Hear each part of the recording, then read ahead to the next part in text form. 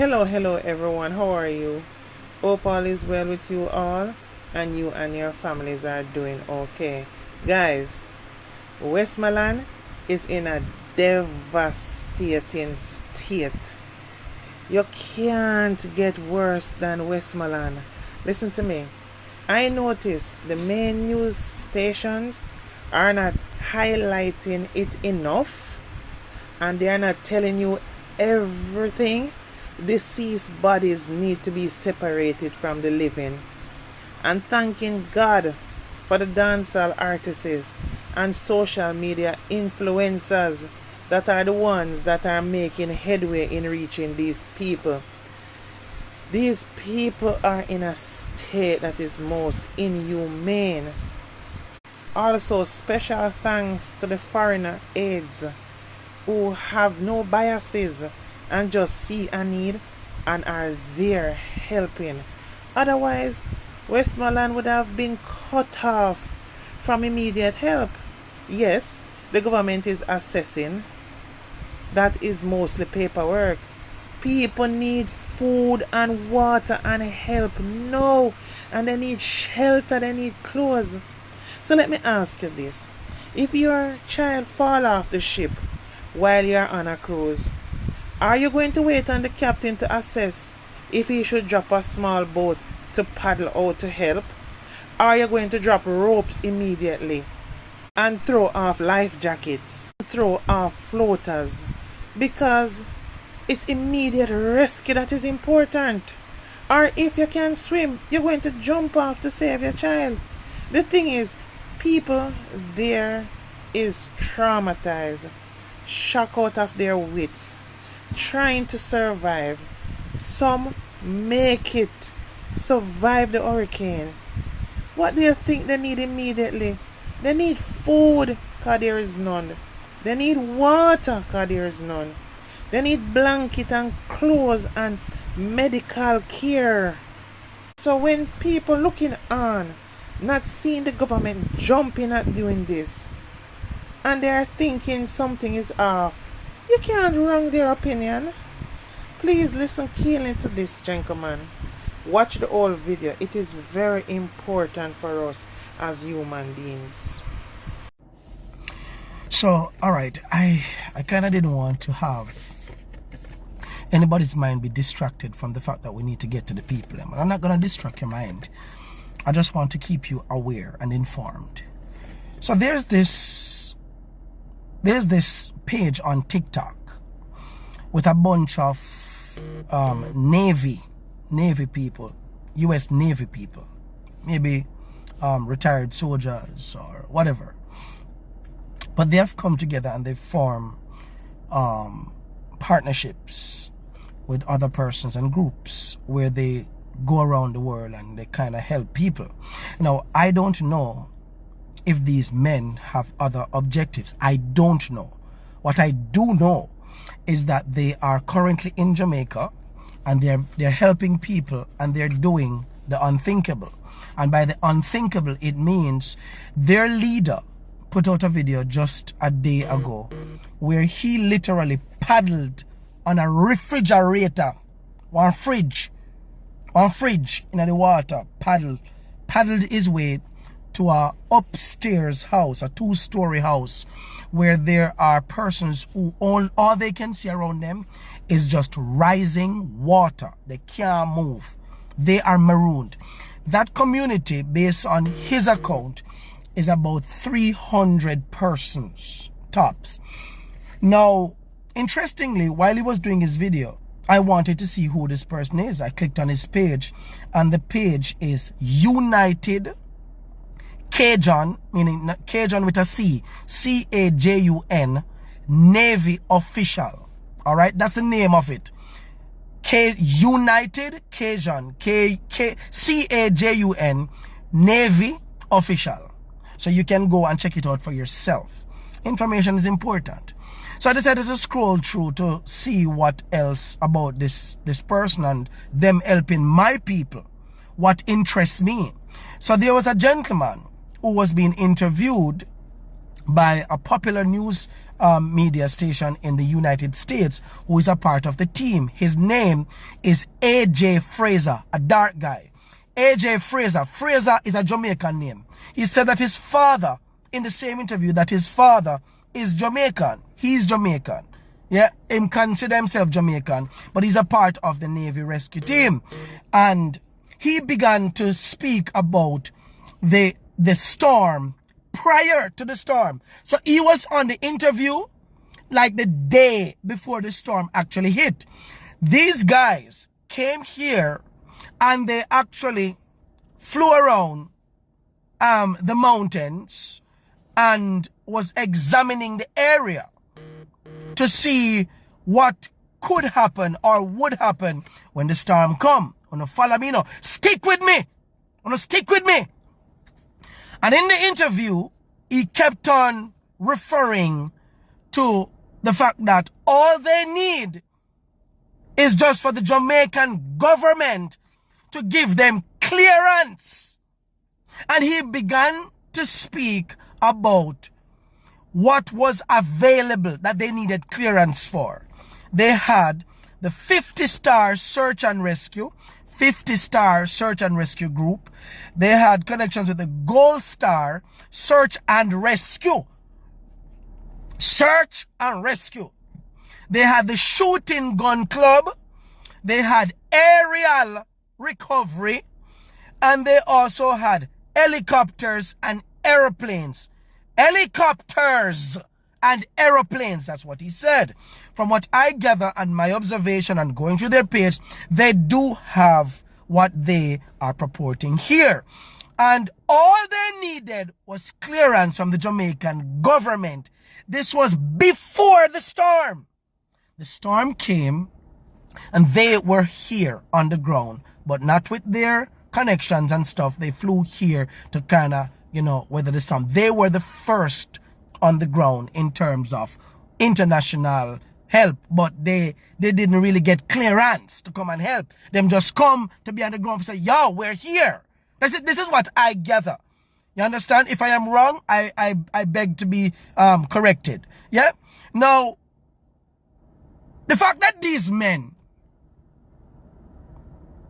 are Navy people, soldier, and them know this thing.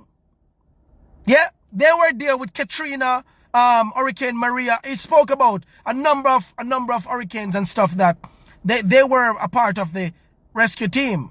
Yeah, FEMA spoke about the fact that FEMA would not give them clearance for another one. I don't know why these bodies and these government officials are stopping the people who wants to do the job now to search and rescue. What am I going to name the people when they search and rescue them?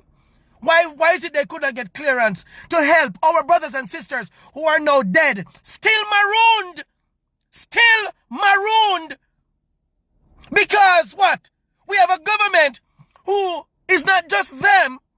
We have a soldier who approached the government of Jamaica to say, yo, there are 4 things that we need to do. We need to have this. You know what they told the guy? Right here in Jamaica. Them said, it's okay. We have this covered, sir. Thank you. We have this covered.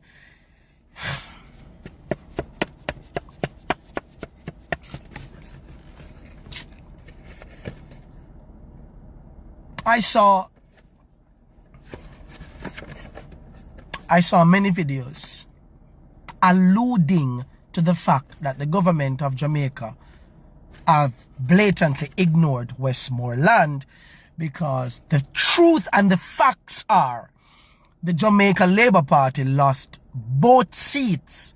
In Westmoreland only has 2 constituencies. You have Westmoreland Western and you have Westmoreland Eastern. Now, Garfield James was the JLP candidate, Member of Parliament candidate for Westmoreland Western. And he got 6,024 votes on the election day. It wasn't enough to make him win, but 6,024 people, 6,024 people in a Westmoreland West voted for Jamaica Labour Party. Stick with me. And I hope the labor rights are listen to me.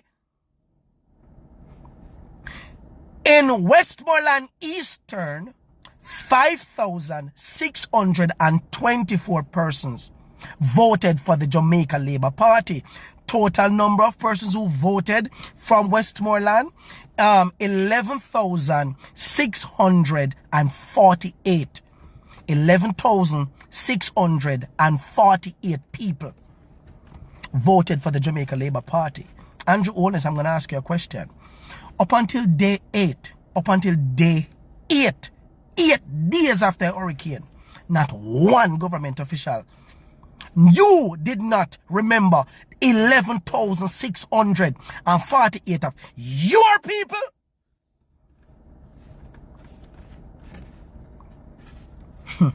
Oh, nobody never did think about that. Only did just a thing say, then go vote PMP, but you forgot that your brothers and your sisters who voted for your party actually added up to be 11,648. It's when God puts something in my spirit, I'm going to run with it. I'm going to run with it. Mr. Daniel Lawrence and Mr. Garfield James, those were the two candidates who ran in the election. I'm really sorry for your loss. I'm really sorry that you are being blamed for not doing enough.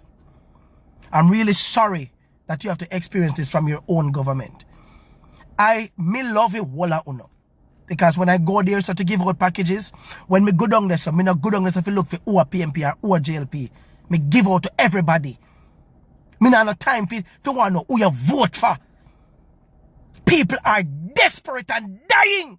And we're playing politics. I watch the Prime Minister and other ministers on both sides of the fence in a parliament. I laugh!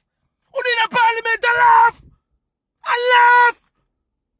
While babies are crying and dying and communities are still marooned. And we never give clearance. We never give clearance to the United Cajun people them and my people them dead because I want to feel for Akka, I want to still over there. A pussyfoot round it. I want to think say if another storm should come now. If another storm should come and the season not finish yet, if another storm should come, all the survivors who are down there out in the open going to die. I want to wake up. Wake up!